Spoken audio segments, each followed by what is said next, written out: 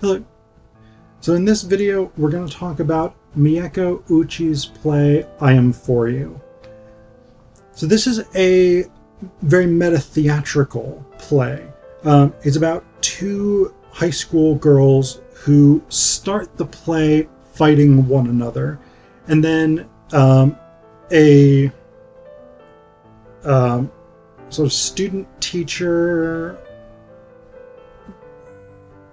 dramatist, theater artist who's working on his teaching certification basically takes them under his wing and teaches them stage combat. And through that process, they learn a lot about the nature of conflict, the nature of violence. We also get a lot of meta-theatrical commentary on Shakespeare's Romeo and Juliet, because the characters are going to put on a performance of that. And so it's a young adult play, and it's sort of driven by two things in a way. One is the idea of conflict resolution, and the other is learning theater, learning stage combat specifically, but learning the magic of theater. So essentially what happens over the course of the play is that the two girls, Lainey and Miriam, along with the I'm just going to call him the teacher, even though he's not a certified teacher yet. He's working on his teaching certification, whatever. I'm going to call him the teacher for the sake of it. Cadell Morris. Lainey and Miriam become more comfortable with one another. They move toward trusting each other. And when Cadell is able to convince the director for the drama club to cast Lainey and Miriam as Tybalt and Mercutio in the actual production, they finally start to genuinely bond. So it's overall a positive story. There's an argument to be made that this play relies a little bit too much, or is a little too sort of dedicated to the idea that theater can be a force for healing, that theater can be a force for overcoming conflict, for finding common ground, etc., etc. And I'm on the fence about that, because on the one hand, one of the risks a lot of times, I think, with young adult literature is that you get a sort of overly simplistic message. And I think kids are smarter than that. But you can risk getting an overly simplistic message. At the same time, I do think theater has tremendous power to overcome social problems, or to raise concerns about social problems and to impel action. So I'm not entirely against it. I think it's in the realm of slightly too heavy-handed, but maybe not all the way there. But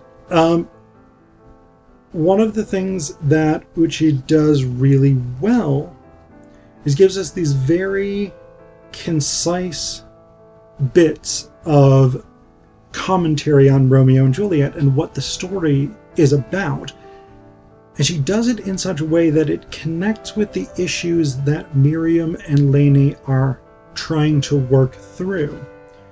So, like at one point, Cadell asks them if they want to learn unarmed stage combat. And Miriam says, "It's Romeo and Juliet, Shakespeare. Everyone fights with swords." Cadell says, "Not all the fighting in the play happens that way. Violence is actually woven all through the script. It's in the big sword fights for sure, but he also wrote violence into places you wouldn't expect, like some of the scenes between Juliet, her dad, her mom, and the nurse." Miriam says, "I guess."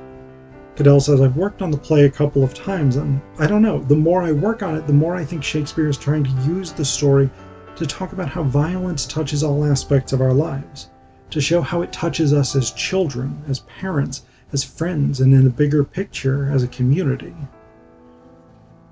I'm going to come back to that other bit.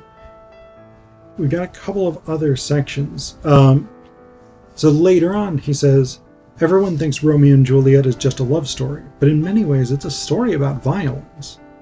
Lainey says, and how messed up families can get. Cadell says, yeah. It's always a little strange staging fights, because in a way it's fun to learn stage combat, like today. We kind of had fun, right? Lainey says, yeah. And Cadell says, and that's the thing. It's normal that people find it fun to figure out how to do all this stuff. It's fun because we're doing it safely and no one's getting hurt, but it's important to remember we're actually learning how to do these moves because we need to be able to show dark, violent, awful moments on stage. Playwrights craft those moments because they have something to say about violence, and our job as stage fighters is to make those moments clear.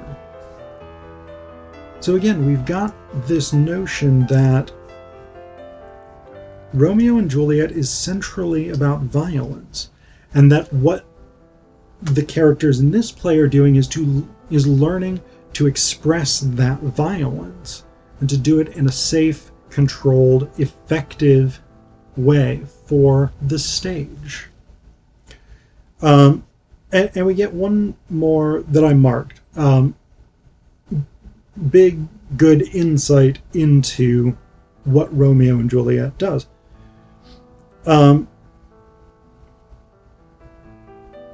While they are specifically blocking the fight between Tybalt and Mercutio, Miriam asks, but why can't Romeo just tell him the truth? Cadell says, because the truth is complicated, and people are complicated. We don't always tell each other what's going on, and we can't always know. Even if people tell us, we can never really know the whole story. In their heads, in their families, at home, with their friends, at school, we might think we know, but honestly, we have no idea. And the stage direction says, the girls look at each other. Because remember, this play, I Am For You, started out with them fighting. An actual fight. So, this is sort of what we get throughout the play, are these interesting moments where Ouchi comments on what Romeo and Juliet is really about, what Shakespeare's play is doing, and what we should be taking from it. And she puts it into the context of violence, of stage combat, because everything in this play is driven by violence, whether that's the initial fighting between Lainey and Miriam, or whether that's the stage combat that Cadell teaches them over the course of the play. Everything here is driven by violence. But there's one big difference between the initial fight and the stage combat. And this is something that Cadell teaches them near the beginning of the hand-to-hand combat lessons. He says, now here's the thing to remember. Unlike in real life, the person throwing isn't the one in control. The victim is.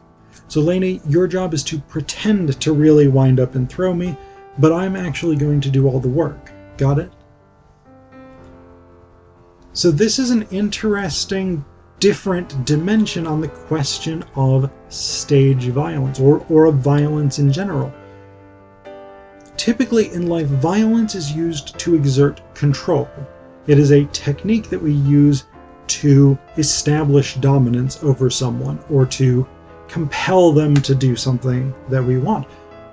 But this is like I've done choreographed stage combat a little bit, and this is true. This is one of the things that you need to keep in mind, is that if you are throwing someone around, or if you are pushing them, or whatever it is, they have to be the ones in control. You, as the aggressor, actually do as little work as possible. You do as little as you can to make it look real, but that's the way that you avoid actually hurting that person. And so this question of control, it's important because it's not just control. Like in a fight, again, it's about controlling your opponent, but in stage combat, it's more about controlling yourself, controlling your own actions, and trusting the other person to do their job properly. So we have a shift here in the nature of fighting between real fighting in person, in actual life, and stage combat.